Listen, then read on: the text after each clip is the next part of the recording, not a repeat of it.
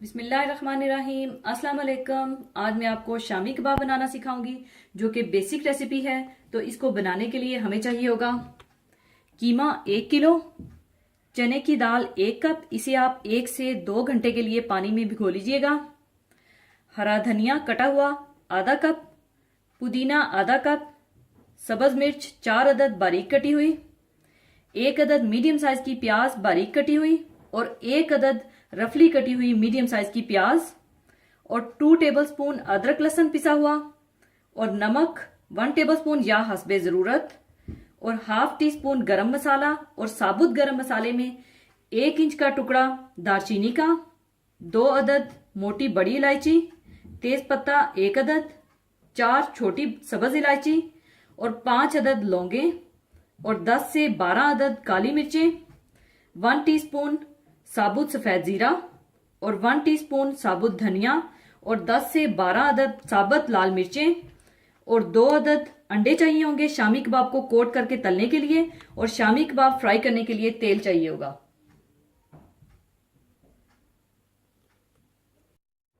सबसे पहले आप देचके में 1 गिलास पानी डाल दें और इसमें आप कीमा और चने की दाल डाल दें।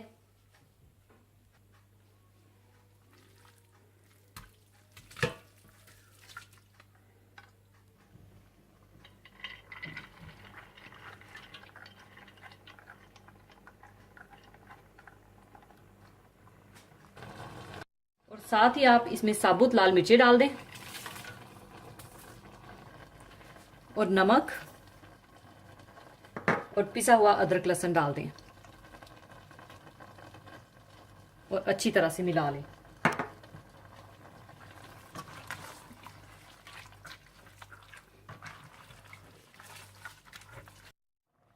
और साथ ही आप इसमें रफली कटा हुआ 1 प्याज डाल दें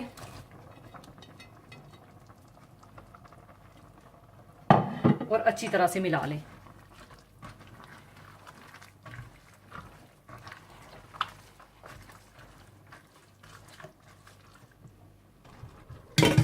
और अब आपने इसे मीडियम आंच पर रखकर इतना पकाना है कि दाल और कीमा अच्छी तरह से गल जाए और इसका पानी बिल्कुल खुश्क हो जाए। और इसके बाद मैं ये साबुत गरम मसाला काफी ग्राइंडर में पीस लूंगी, क्योंकि बाज लोग ये सारे साबुत मसाले कीमे और दाल के अंदर ही डालकर उबाल लेते हैं और फिर चापर में सब कुछ इकट्ठा ही पीस लेते हैं। इससे ये होता है कि गरम मसाला अच्छी तरह से प्रॉपरली पिसता नहीं है और वो खाते वक्त मुंह में भी आता है, जो कि अच्छा नहीं लगता। इसलिए मैं इस गरम मसाले को अलग से पीस कर रख लूंगी और जब कीमा और दाल अच्छी तरह से गल जाएगा और पानी खुश्क होने वाला होगा तो मैं ये गरम मसाला इसमें डाल दूंगी, जो कि बाद में मैं आपको इसी तरह से दिखाऊंगी।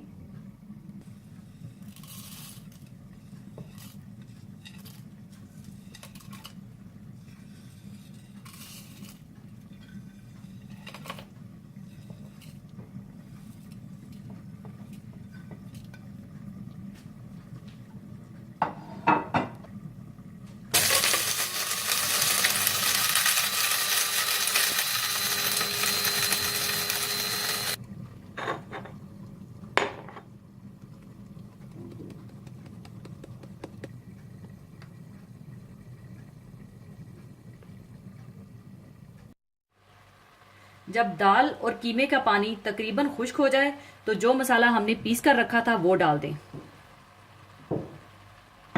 और अच्छी तरह से मिला लें और इसे मजीद खुश्क कर लें।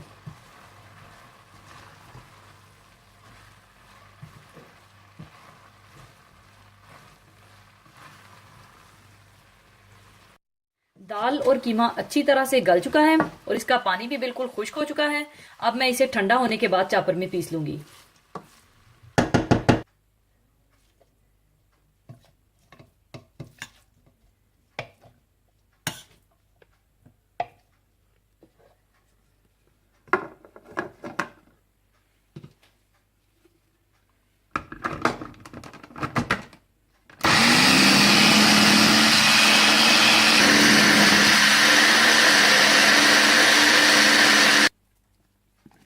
इसी तरह से आप सारा कीमा पीस लें।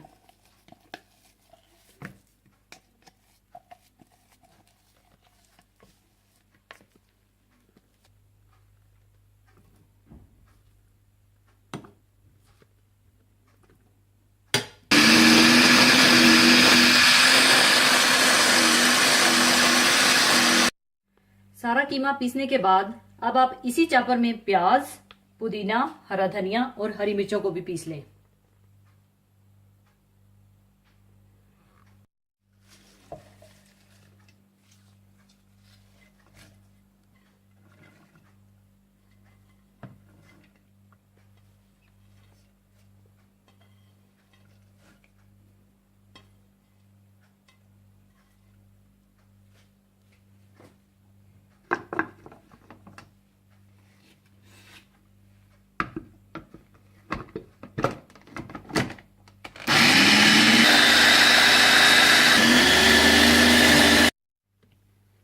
चॉप करने के बाद ये भी आप कीमे में डाल दें।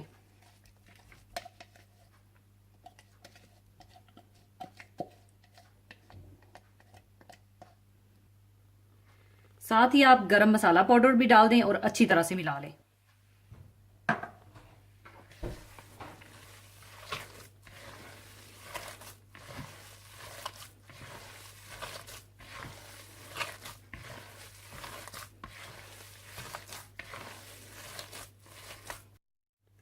और अगर आप चाहें कीमे में ही हरा धनिया, प्याज, हरी मिर्ची और पुदीना डालकर इकट्ठा ही ग्राइंड कर सकते हैं। और अब मैं इनके शामी कबाब बनाकर फ्राई कर लूंगी। और इसी तरह से आप हाथ पर पानी लगा लगा कर सारे कबाब बना लें।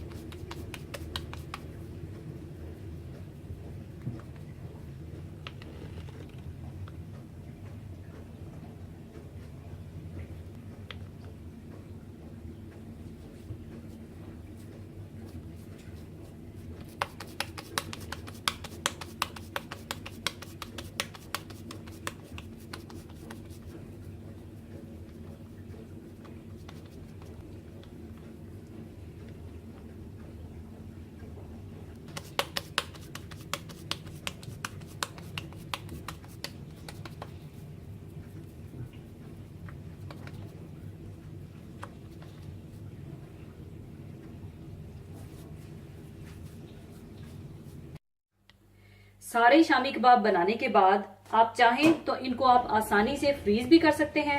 आप प्लास्टिक बैग की साफ थैलियां ले लीजिए और एक थैली नीचे रखें और ऊपर शामी कबाब बनाकर रख दें और फिर प्लास्टिक की थैली रखें और फिर शामी कबाब रखें और इसी तरह से तहे बनाकर रख लें और फ्रीज कर लें और जब चाहें इसे निकालकर फ्राई कर सकते हैं। इसके बाद आप अंडों को बीट कर लें और तेल को आप गर्म कर लें और शामी कबाब को चाहें तो आप शैलो फ्राई कर लें, चाहे आप डीप फ्राई कर लें।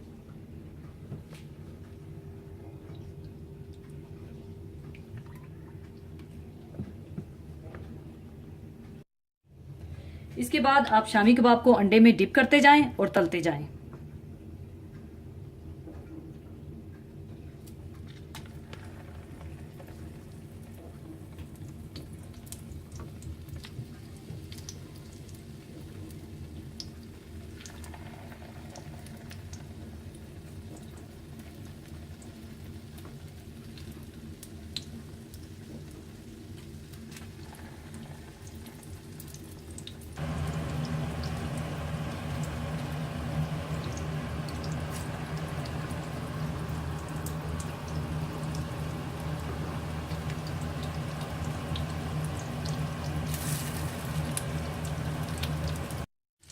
एक साइड पकने के बाद आप इनकी साइड चेंज कर दें।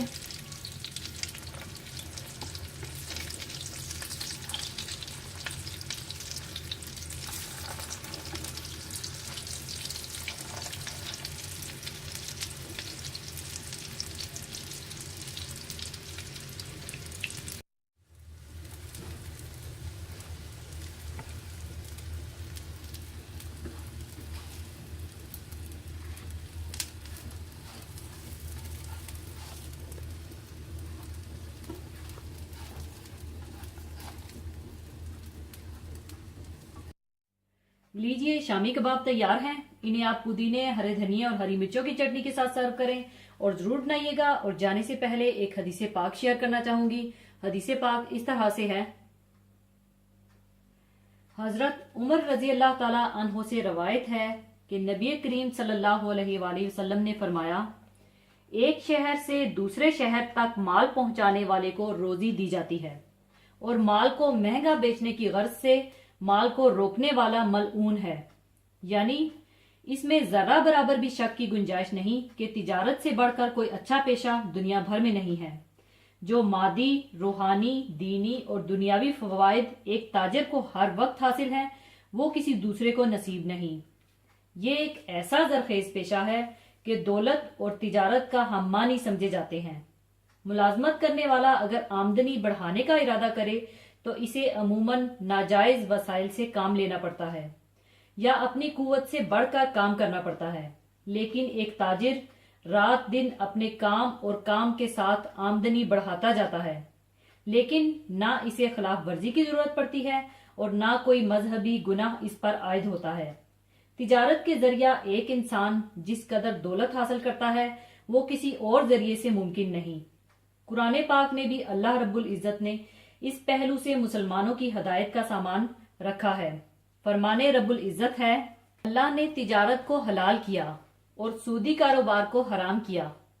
और सूरह निसा में है, ए ईमान वालो, तुम आपस में एक दूसरे के माल को नाजायज तरीके से ना खाओ, मगर ये कि आपस की रजामंदी से तिजारत हो।